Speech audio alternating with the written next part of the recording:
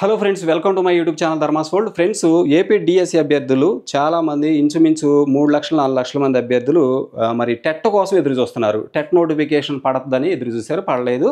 సరే, ఆ నోటిఫికేషన్ ఇప్పుడు కావాలని చెప్పేసి వాళ్ళంతా కూడా చాలా అడుగుతున్నారు, ప్రాధేయపడి అడుగుతున్నారు. అయితే ప్రభుత్వం ఇచ్చిన జీవోలు మనం ఒకసారి చూద్దాం. దాంట్లో టెట్ గురించి చాలా క్లియర్గా ప్రభుత్వం ఇచ్చిన జీవోనే అది. ప్రభుత్వం ఇచ్చిన జీవోనే ప్రభుత్వం అమలు చేయాలి. కానీ అమలు చేయకపోతే ఖచ్చితంగా మనం అడగొచ్చు, అడగడానికి అవకాశం ఉంది.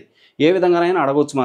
మనం వెళ్ళి డైరెక్ట్గా గవర్నమెంట్ని అడగొచ్చు, లేదంటే న్యాయపరంగా కూడా మనం దాన్ని అడగొచ్చు. అయితే ప్రభుత్వం ఇచ్చిన జీవోలోనే టెట్ గురించి ఏముంది అసలు అనేది క్లియర్గా మీకు ఇప్పుడు చెప్తాను. గవర్నమెంట్ ఆఫ్ ఆంధ్రప్రదేశ్ అబ్స్ట్రాక్ట్ ఇక్కడ చూస్తే guide lines for conducting teacher eligibility TET under the right of children to free and compulsory education act RTE 2009.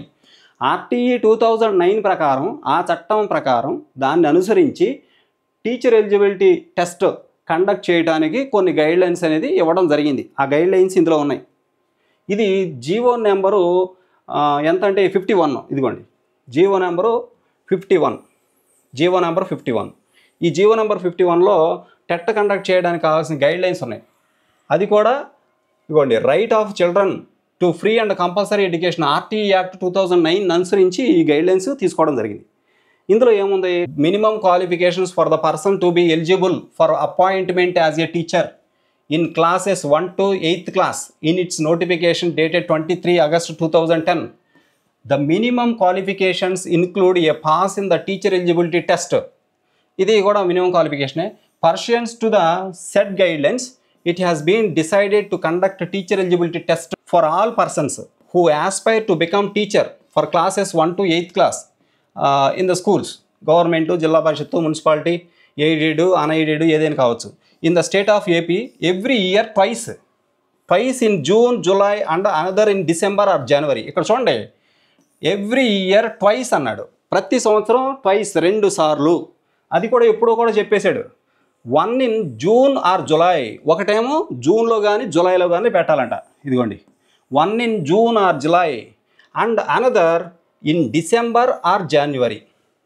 December లేదా జనవరిలో ఒకటి, జూను లేదా జులైలో ఒకటి. సంవత్సరానికి 2 చొప్పున అట్లా పెట్టాలి.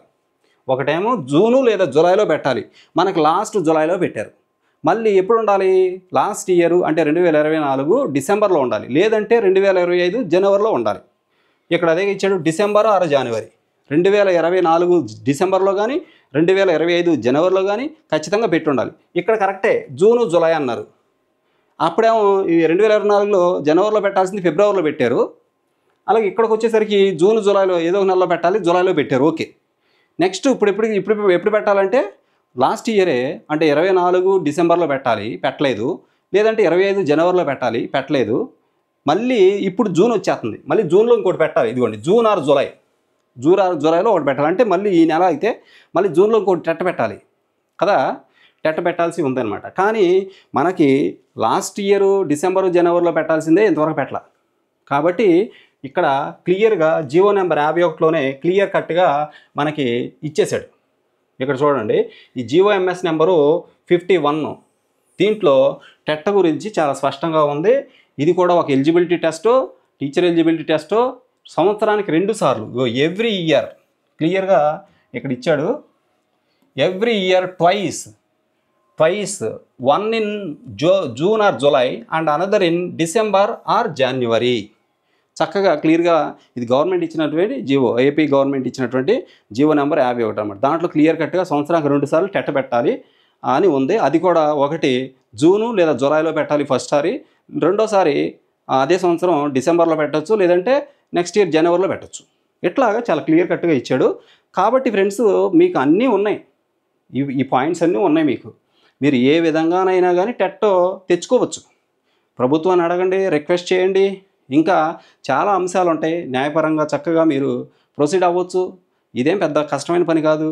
మీకు అడిగితే చేస్తారు, గవర్నమెంట్ వారు అడిగితే టెట్ కండక్ట్ చేస్తారు. దాంట్లో ఎలాంటి డౌట్ లేదు. ఎందుకంటే డిఎస్సికి సమయం సరిపోదు, ఇప్పుడు ఇచ్చింది సరిపోదు ఎట్లాగో.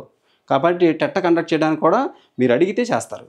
ఓకే, కాబట్టి ఈ పాయింట్స్ ఉన్నాయి, మీ దగ్గర పెట్టుకోవచ్చు, వీటిని తీసుకుని వెళ్ళొచ్చు, వెళ్ళి ఎక్కడైనా రిప్రజెంటేషన్ ఇవ్వచ్చు. Thank you so much for watching me. Please share this video and subscribe my channel. Thank